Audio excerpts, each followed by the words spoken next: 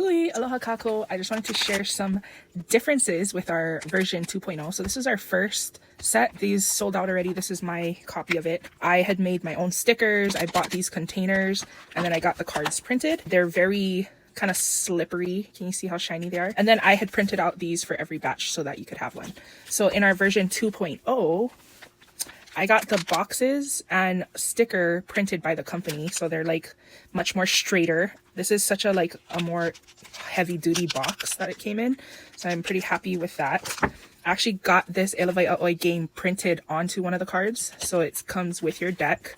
So version 2.0, I got it printed on a little bit thicker card paper, and its texture is going to be similar. You see that kind of grid texture? It's similar to your deck of bicycle cards, poker cards.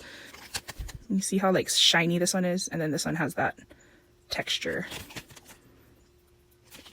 Anyway, that's our new set, version 2.0 of our Pu'upepa ʻŌlelo Hawaiʻi Hawaiian playing cards. Go get yours today at downloadhawaii.com. Aloha!